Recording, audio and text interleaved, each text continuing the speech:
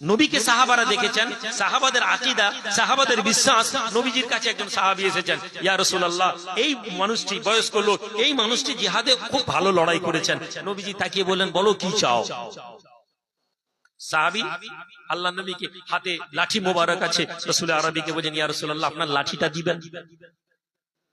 আল্লাহর নবী বলছেন, লাঠি নিয়ে কি করবে?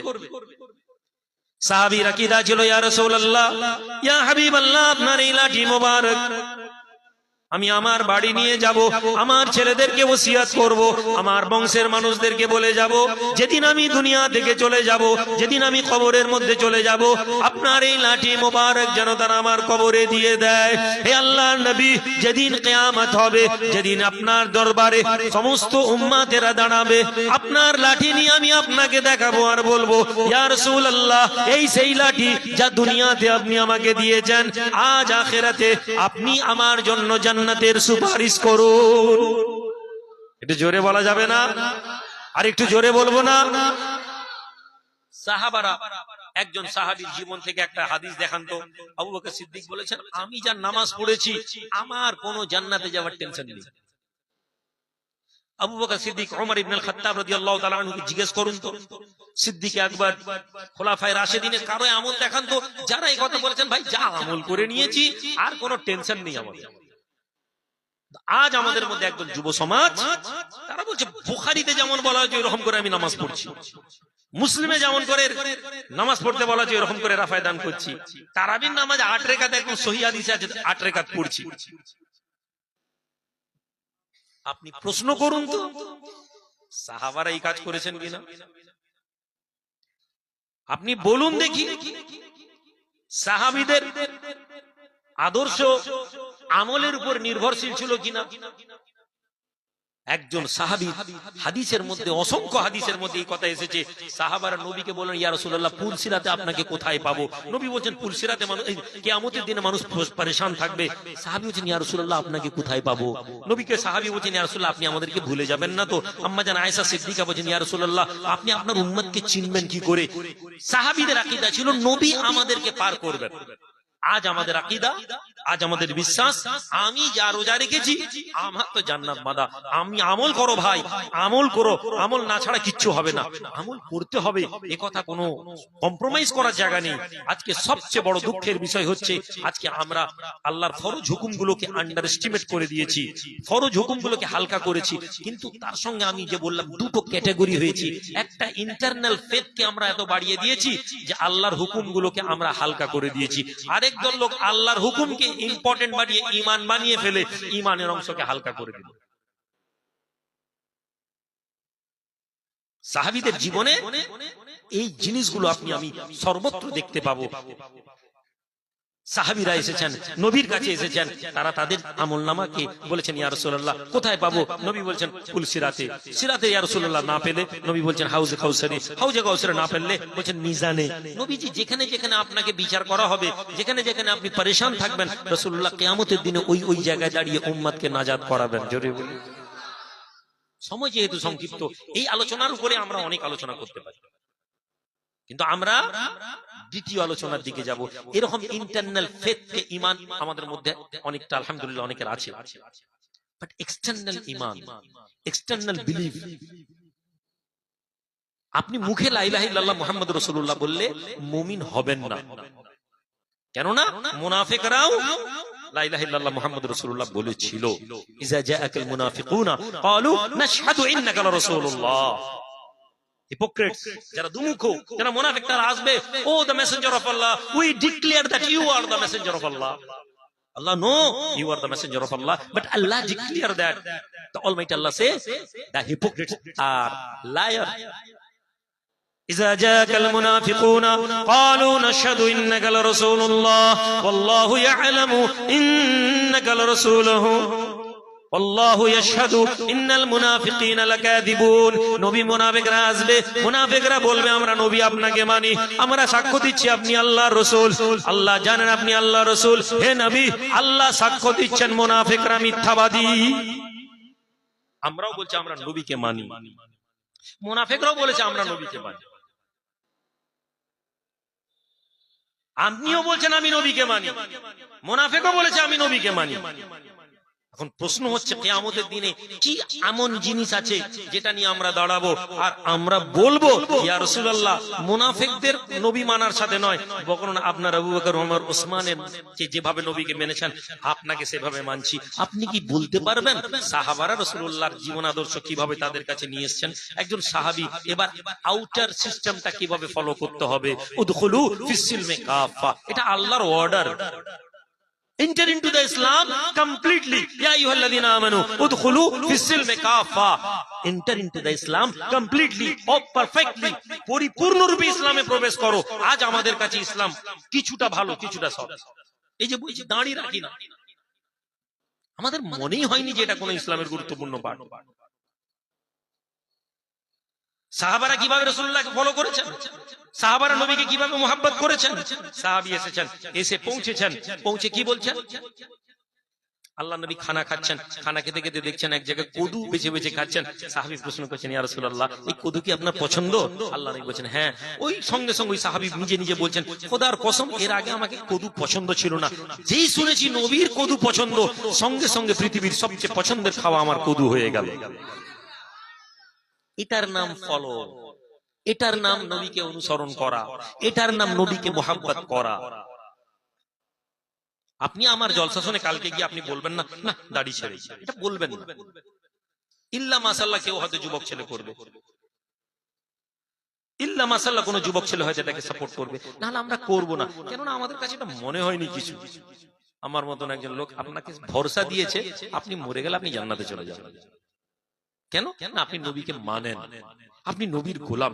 আমি বলেছি একজন কানা, তাকে রাত্রি 12টা যদি একজন বলে ভাই সকাল হয়ে গেছে, ও কানা দেখতে পাইনি, ও মনে করবে, ও বলবে হ্যাঁ ভাই সকাল হয়ে গেছে। একজন কানা ওর কাছে এসে রাত্রি 3টার সময় একজন বলছে ভাই নাস্তা এনেছি সকাল হয়েছে খেয়ে নেন, ও খেয়ে নিবে, খেয়ে মনে করবো সকাল হয়ে গেছে। কেন? ও দেখতে পাইনি। আজ আমাদেরকে আলেম ওলামারা যা বলেন আমরা সেটার উপর বিশ্বাস করি, আমরা কখনো ভাবার চেষ্টা করিনি আসলেও কি এইভাবেই কি রাসূলুল্লাহকে সাহাবারা ফলো করেছিল। ইসলামের বুনিয়াদ আত্মশুদ্ধির উপরে। কি আমরা আত্মশুদ্ধি, নবীর গোলামেরা নিজেদেরকে আত্মশুদ্ধি করেছেন। কাদ আফলাহা মান তাযাক্কা, ওই ব্যক্তি কামিয়াব যে নিজেকে তাজকিয়ায়ে নফস পরিপূর্ণতা আনলো, ওই ব্যক্তি কামিয়াব যে নিজেকে আত্মশুদ্ধি করলো। কোরআনে আল্লাহ বলেন হুয়াল্লাযী বা'আসা ফিল উম্মিয়িনা রাসূলাম মিনহুম ইয়াতলু আলাইহিম আয়াতিহি ওয়া ইউযাক্কিহিম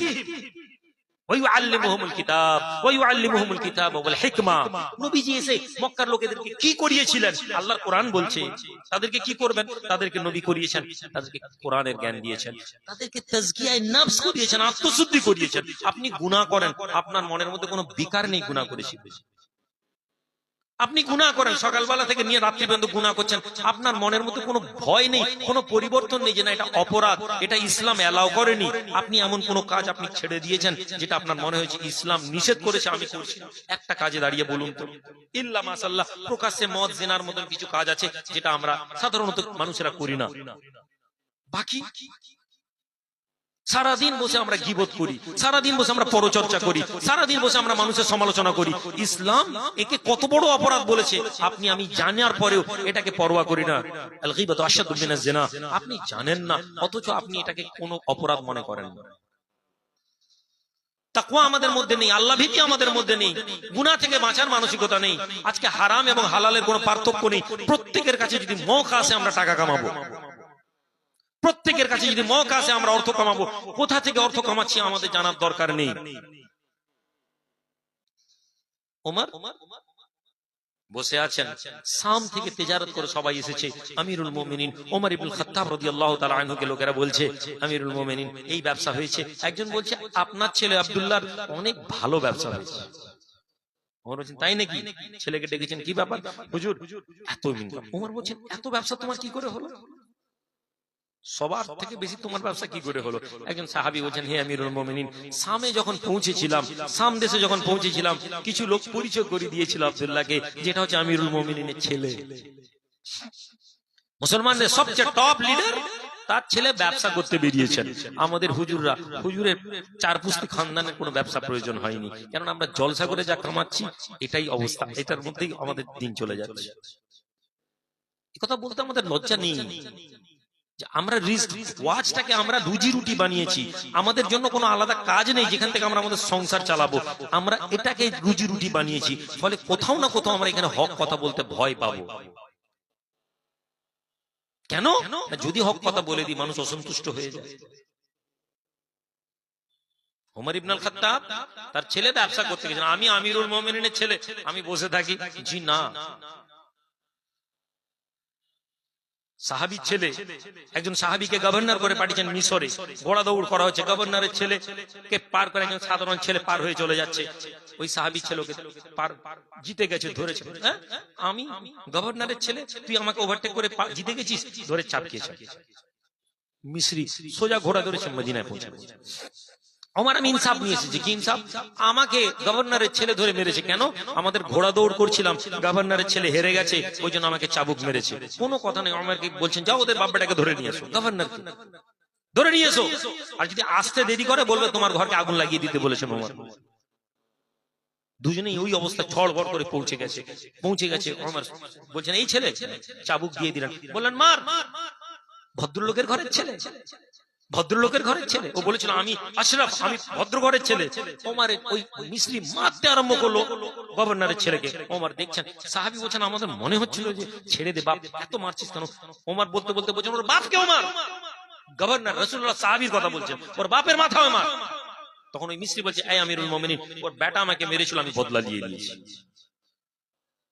হ্যাঁ, আপনি এলাকার হুজুর, আপনি এলাকার নেতা, আপনি এলাকার পঞ্চায়েত, আপনি এলাকার এমএলএ, আপনি এলাকার ইমাম, আপনার ছেলে অন্যায় করে ম্যানেজ হয়ে যায়। আপনি বলছেন ইসলামে সবারকে সমান অধিকার দিয়েছে, কিন্তু সমান অধিকার আমরা দেখতে পাইনি। ওমর বলছেন এই তুমি ব্যবসা করে এত টাকা, গভর্নরের ছেলে, আমিরুল মুমিনিনের ছেলে। ওমর বলছেন শোনো, ব্যবসায় হিসাব করে যতটা ব্যবসা হয়েছে ওই টাকা দাও, বাকি যে প্রফিটের টাকা সব টাকা বাইতুল মালে জমা করো। তুমি ব্যবসা নিজের যোগ্যতায় করোনি, তুমি আমিরুল মুমিনিনের নাম ভাঙিয়েছো। তুমি যদি না দাও আমি তোমাকে চাপকে তোমার কাছ থেকে সব টাকা কাড়িয়ে নেব। বাপ তার ছেলেকে বলছে, জোরে বলুন ভাই, এটা সুবহানাল্লাহ বলে ঘর থেকে এখান থেকে বেরিয়ে যাওয়ার নাম না। এতটা আমরা না পারলেও আমরা নিজের জীবনকে এই আদর্শে আনি। বাইতুল মালে মুসলমানদের গাজওয়ার সম্পদ, গনিমতের মাল বিতরণ চলছে, একটি করে মদিনার সম্পদ বিতরণ করা হচ্ছে। মহিলারা দাঁড়িয়ে দেখে মুসলমানরা গনিমতের মাল বিতরণ করছে, সমস্ত গনিমতের মাল বিতরণ হয়েছে। লোকজন ধীরে ধীরে বাড়ি চলে গেছে। খাজানচি ছুটতে এসেছে, আমিরুল মুমিনিন একটা জিনিস রয়ে গেছে, এই বখুরের প্যাকেটটি, এই মুস্কের ডিবাটাই রয়ে গেছে, একটা পাত্রে কিছু মুস্ক গায়ে লাগানোর খুশবু রয়ে গেছে। ওমর বলছেন তুমি এখন এনেছো, আমি এটা কাকে দিব? এমন সময় মহিলারা দাঁড়িয়েছিল দূরে।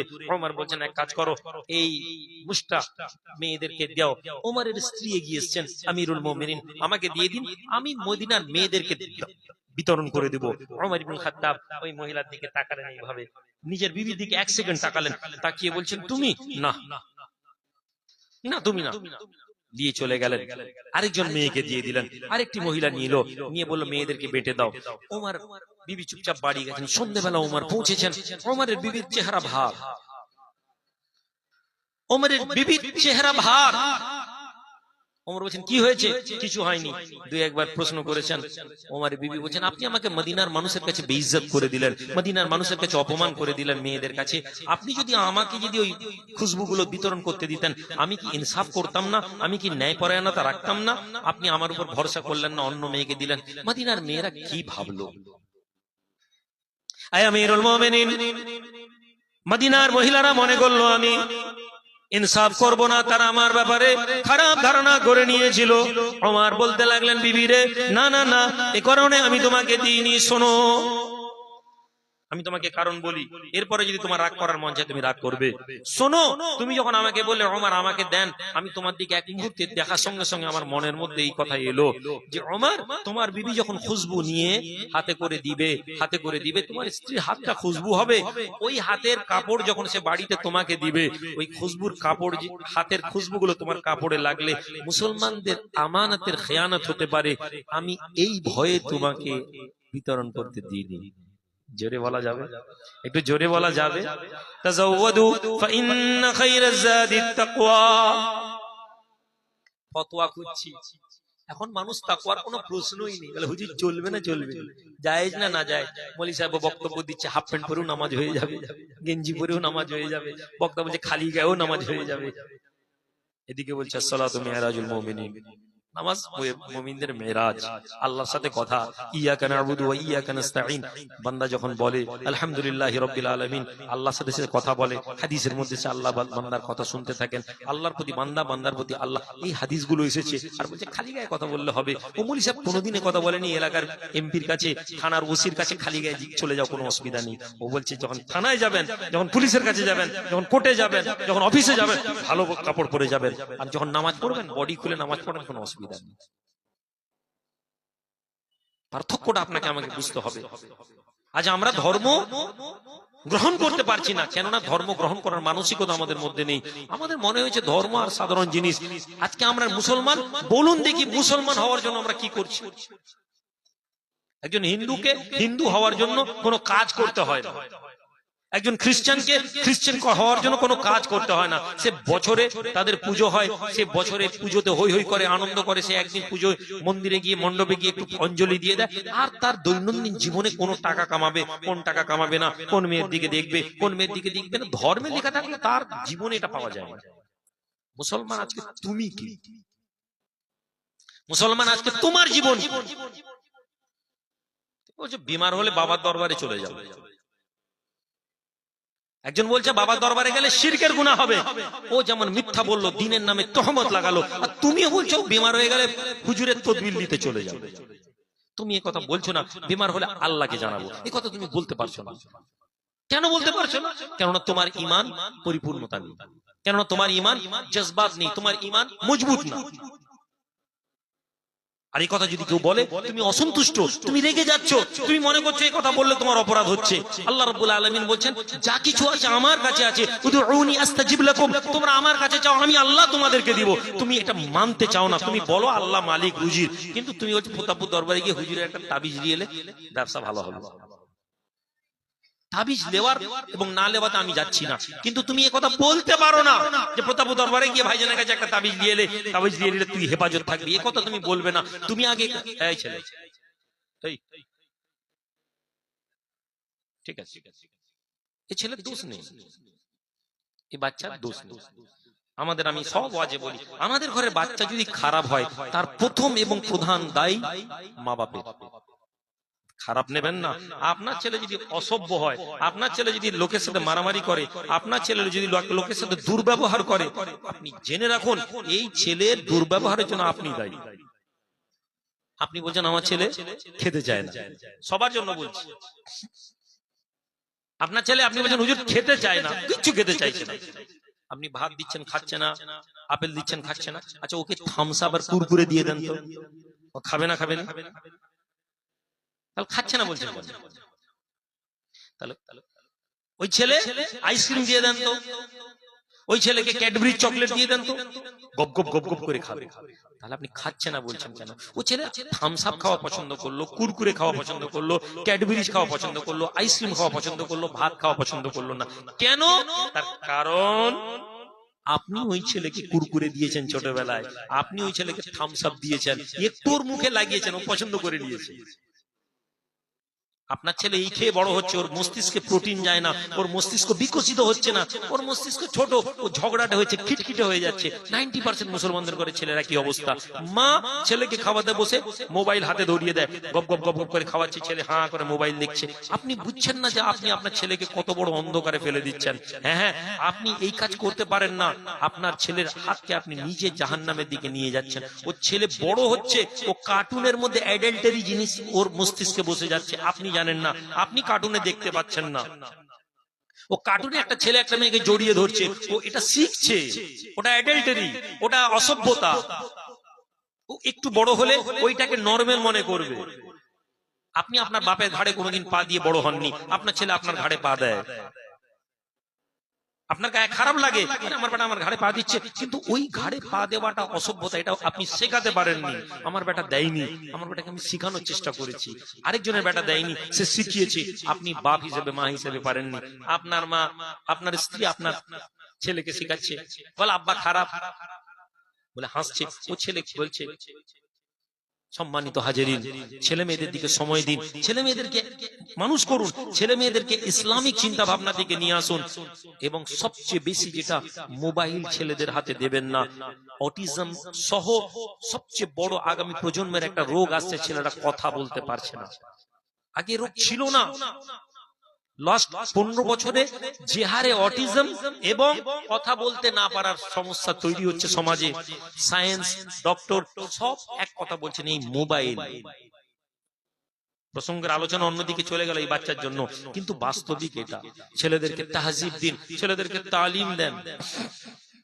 আমি একটা স্কুল বানিয়েছি, আপনারা দেখেছেন। আমার স্কুলে ছাত্র ভর্তি হয়ে গেছে, ফলে আপনার ভাবার দরকার নেই যে আমি অ্যাডভার্টাইজ করছি। যদি আপনি বাপ হন, আপনি মনে করেন যে আমার ছেলেকে ভালোভাবে মানুষ করব, আপনি আমার স্কুলে চেষ্টা করবেন যদি আপনার ছেলে চান্স পায়। এবছর তো হবে না, নেক্সট ইয়ারে। কিসের জন্য? আপনি আপনার ছেলেকে মাদ্রাসায় দিয়ে দিচ্ছেন, ও মাদ্রাসায় মাওলানা হচ্ছে, আলেম হচ্ছে, অথবা আপনার ছেলেকে আপনি ইংলিশ মিডিয়ামে দিচ্ছেন, ও সিবিএসই তে গিয়ে ডাক্তার ইঞ্জিনিয়ার হচ্ছে। ও ডাক্তার ইঞ্জিনিয়ার হলে ও দাঁড়িয়ে পেশাব করবে আর বাপের কবর যাবে না, এটাই স্বাভাবিক। বাপের মায়ের সময় দেবে না, এটাই স্বাভাবিক। ইল্লা মাশাআল্লাহ কিছু ক্যারেক্টার থাকতে পারে ভালো। আমরা যে স্কুল বানিয়েছি এটা সিবিএসই পরিচালিত, সিলেবাস পরিচালিত স্কুল, কিন্তু এখানে সবচেয়ে বড় প্লাস পয়েন্ট যেটা, ক্লাস 4 পর্যন্ত আমরা কি করেছি, এলকেজি, ইউকেজি, 1, 2, 3, 4, এই 6 বছরে আমাদের প্রাইমারি টার্গেট আছে আমাদের বাচ্চাগুলোকে হাফেজে কোরআন করে দেওয়া। হাফেজে কোরআন যদি আমার ছেলে হয়ে যায়, নবীজি বলছেন যে ছেলের বংশে একটা হাফেজ আছে, সেই ছেলে তার বংশের লোকেদেরকে জান্নাতে টেনে নিয়ে যাবে। আপনি কোনোদিন এই আকাঙ্ক্ষাও করেননি যে জান্নাতে যাওয়ার রাস্তাটা দুনিয়াতে তৈরি করি। নবী যে যে কথাগুলো বলেছেন, এই কথাগুলোকে আমরা খুব বেশি মানছি না। পীর সাহেব বলেছেন এটা করে দাও জান্নাত চলে যাবে, আপনি মানছেন, ভালো জিনিস। হাক্কানি পীরেরা আমাদেরকে আল্লাহর রাস্তায় নিয়ে যান, কিন্তু বাস্তব কথা হচ্ছে হাক্কানি পীরের সাথে ভেজাল পীর এত মিলে গেছে যে তারা আমাদেরকে অজান্তে কোথাও শিরক এবং বেদাতে ঢুকিয়ে দিবে, শিরক এবং অন্যায়ের রাস্তায় নিয়ে চলে যাবে, আমরা জানবো না। তাহলে আজ আমরা যারা এখানে এসেছি, আমাদের আলোচনার, নবীজির আলোচনার কথা বলতে গিয়ে আমরা এই জায়গাটা বুঝেছি, আমাদের জীবনে রাসূলুল্লাহর প্রতি মহব্বতের সঙ্গে সঙ্গে নবীর হুকুম এবং আহকামকে মানতে হবে। নাম্বার 2, নবীকে ভালোবাসবো কাদের মাধ্যম থেকে? নবীকে কিতাব পড়ে ভালোবাসা যায় না। এই চুপ কর। নবীকে কিতাব পড়ে মহব্বত খুব বেশি তৈরি হয় না। নবীকে ভালোবাসতে গেলে আপনাকে কোন সালফদের, কোন সালেহিনদের, কোন নেক বান্দাদের খানকাতে বসতে হবে। জোরে বলি, আল্লাহ ওয়ালাদের সোহবতে বসতে হবে, আল্লাহ ওয়ালাদের মাজারে পৌঁছাতে হবে। আল্লাহ ওয়ালাদের মাজারকে আমরা শেখার কারণ বানিয়েছি, আল্লাহ ওয়ালাদের কবরকে আমরা শরীর ভালো হওয়ার কারণ বানিয়েছি, আল্লাহ ওয়ালাদের কবরকে আমরা পেটে বাচ্চা আসার কারণ বানিয়েছি। আপনি ভুলে যাচ্ছেন আল্লাহ ওয়ালাদের কবর আমাদের কামালিয়াতের কারণ। আল্লাহ ওয়ালাদের মাজারে বসলে আমাদের রুহানিয়ত বৃদ্ধি হয়। জোরে বলুন। সাহাবী বসে আছেন, সাঈদ ইবনে মুসাইয়িব রাদিয়াল্লাহু তাআলা আনহু তাবিঈ ছিলেন, আল্লাহর নবীর মাজারে চুপচাপ বসে আছেন। হাজ্জাজ বিন ইউসুফ মদিনা আক্রমণ করেছে, যখন আক্রমণ শেষ হয়ে গেল বেরোলেন, সাহাবীরা বলছে তুমি নবীর কবরে কি করছিলে 3 দিন? বলল আমি নবীর মাজারে বসেছিলাম। তুমি নামাজ পড়তে কি করে? জবাব দিচ্ছে আল্লাহর নবীর কবরের ভিতর থেকে জামাতের আওয়াজ আসতো, ইকামতের আওয়াজ আসতো, আমি সাঈদ ইবনে মুসাইয়িব রাসূলুল্লাহর মাজারের সাথে জামাতে নবীর সাথে নামাজ পড়তাম। আল্লাহু আকবার। ইয়া রাসূলুল্লাহ।